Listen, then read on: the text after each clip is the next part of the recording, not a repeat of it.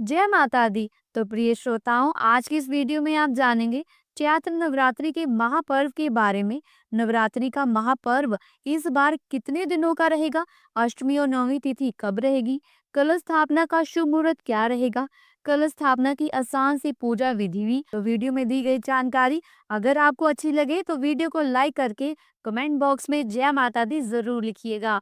देखिए, नवरात्रि का पर्व साल भर में कुल 4 बार पड़ता है, जिसमें चैत्र और अश्विन की नवरात्रियों का विशेष महत्व है।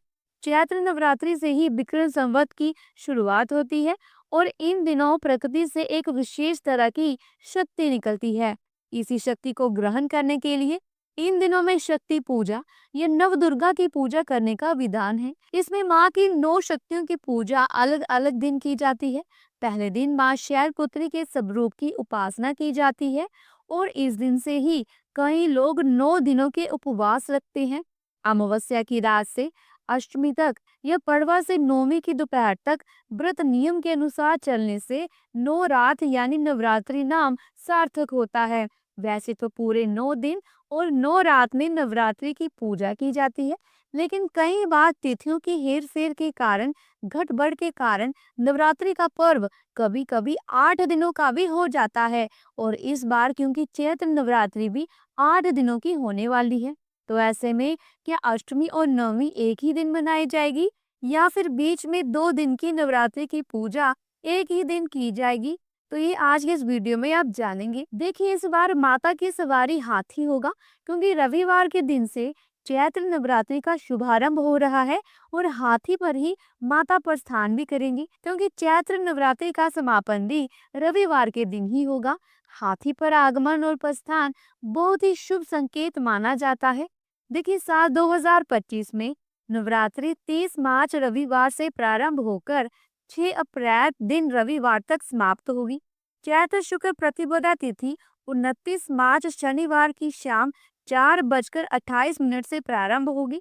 प्रतिपदा तिथि समाप्त होगी 30 मार्च रविवार को दोपहर 12:49 पर। कलश स्थापना नवरात्रि के पहले दिन यानी कि 30 मार्च को की जाएगी, जिसमें सुबह का शुभ मुहूर्त सुबह 6:13 से 10:22 तक रहेगा। दोपहर में अभिजीत मुहूर्त 12:01 से 12:50 तक रहेगा।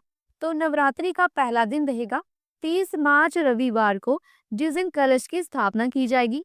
माँ शैलपुत्री की पूजा भी इसी दिन होगी। नवरात्रि का दूसरा और तीसरा दिन इस बार रहने वाला है 31 मार्च सोमवार को, यानी कि दूसरे और तीसरे नवरात्रि की पूजा 31 मार्च सोमवार को होगी, जिसमें माँ ब्रह्मचारिणी और माँ चंद्रघंटा की पूजा की जाएगी। और द्वितीय तिथि प्रारंभ होगी 30 मार्च रविवार को दोपहर 12:50 से, जिसकी समाप्ति 31 मार्च सोमवार को सुबह 9:11 पर होगी। इसके बाद तृतीय तिथि प्रारंभ होगी 31 मार्च सोमवार को सुबह 9:12 से और तृतीय तिथि समाप्त होगी 1 अप्रैल मंगलवार को सुबह 5:42 पर। क्योंकि मंगलवार को सूर्योदय से पहले ही तृतीय तिथि समाप्त होगी, इसलिए इस बार 31 मार्च सोमवार को 2 नवरात्रि व्रत की पूजा एक साथ पड़ रही है। नवरात्रि का चौथा दिन 1 अप्रैल मंगलवार को रहेगा, जिस दिन माँ कुष्मांडा की पूजा की जाएगी। चतुर्थी तिथि प्रारंभ होगी 1 अप्रैल मंगलवार को सुबह 5:45 से और चतुर्थी तिथि समाप्त होगी 2 अप्रैल बुधवार को सुबह 2:32 तक। यानी देखा जाए तो ये मंगलवार की मध्य रात्रि का ही समय रहेगा। चैत्र नवरात्रि का 5वां दिन रहेगा 2 अप्रैल बुधवार को, जिस दिन मां स्कंद माता की पूजा की जाएगी। पंचमी तिथि प्रारंभ होगी 2 अप्रैल बुधवार को सुबह 2:33 से।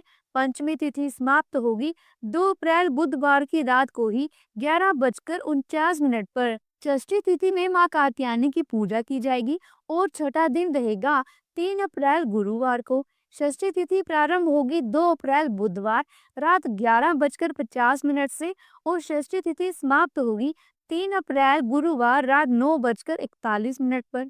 सप्तमी तिथि माँ कालरात्रि को समर्पित होती है, तो नवरात्रि का 7वां दिन रहेगा 4 अप्रैल शुक्रवार को। सप्तमी तिथि प्रारंभ होगी 3 अप्रैल गुरुवार रात 9:42 से और सप्तमी तिथि समाप्त होगी 4 अप्रैल शुक्रवार रात 8:12 पर।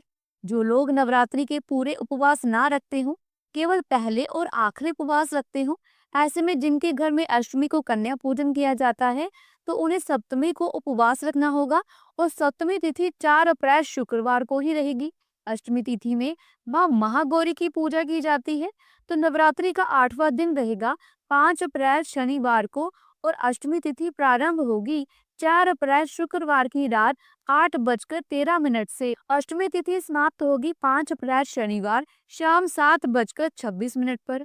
नौवीं तिथि में माँ सिद्धिदात्री की पूजा की जाती है और नौवां दिन रहेगा 6 अप्रैल दिन रविवार को। नौवीं तिथि प्रारंभ होगी 5 अप्रैल शनिवार की शाम 7:27 से।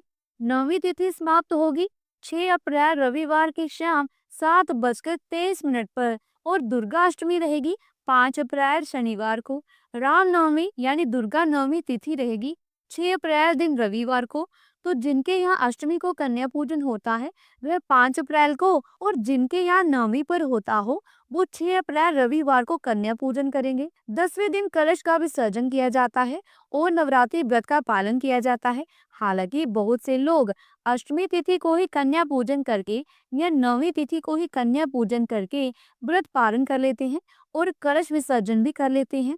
तो 10वीं तिथि प्रारंभ होगी 6 अप्रैल रविवार शाम 7:24 से, जिसकी समाप्ति 7 अप्रैल सोमवार को रात 8 बजे होगी। नवरात्रि के पहले दिन शुभ मुहूर्त में कलश की स्थापना की जाती है, जिसके लिए एक चौकी पर साफ पीला वस्त्र बिछाकर पूर्व दिशा की ओर मुंह करके मिट्टी का या फिर अन्य धातु का कलश लेकर उसमें गंगा जल मिलाकर साफ शुद्ध जल भरना चाहिए, जिसमें लौंग का एक जोड़ा, एक कमलगट्टा, एक कोड़ी या शंख, थोड़ा इत्र और अक्षत पुष्प डालकर उसके ऊपर आम या अशोक के 5, 7 या 9 पत्ते रखने चाहिए। पत्ते साफ सुथरे होने चाहिए। फिर इसके ऊपर आपको एक पानी वाला नारियल रखना चाहिए। नारियल को चुनरी से लपेटकर और कलावे से बांधकर ही रखना चाहिए। इस बात का विशेष ध्यान रखिएगा। फिर सभी नवग्रह का और कलश के अंदर वास करने वाले सभी देवी देवताओं का, सभी शुभ शक्तियों का आवाहन करके कलश की पूजा करके आपको माँ भगवती की प्रतिमा या तस्वीर की स्थापना करके नवरात्रि पूजा का शुभारंभ करना चाहिए और फिर पूरे 9 दिनों तक इस कलश की शुद्धता का आपको विशेष ध्यान रखना चाहिए। तो ये थी आज की वीडियो। उम्मीद करती हूँ कि आज की इस वीडियो में दी गई जानकारी आपके लिए महत्वपूर्ण होगी। अगर वीडियो अच्छी लगी है तो वीडियो को लाइक करें, शेयर करें और अगर चैनल पर पहली बार आए हैं तो चैनल को सब्सक्राइब करके बेल आइकन के बटन को जरूर प्रेस कीजिएगा। और हाँ, एक बात और, अगर आप हिंदू सनातन धर्म से संबंधित जितने भी व्रत त्योहार, उनकी कथाएं, पूजा विधि आदि के बारे में जानना चाहते हैं या सुनना चाहते हैं तो उसकी वीडियोस मेरे चैनल पर रोज अपलोड होती हैं। आप मेरे चैनल में जाकर जरूर देख लीजिएगा। जल्दी मिलती हूँ एक नई धार्मिक बड़ी वीडियो के साथ।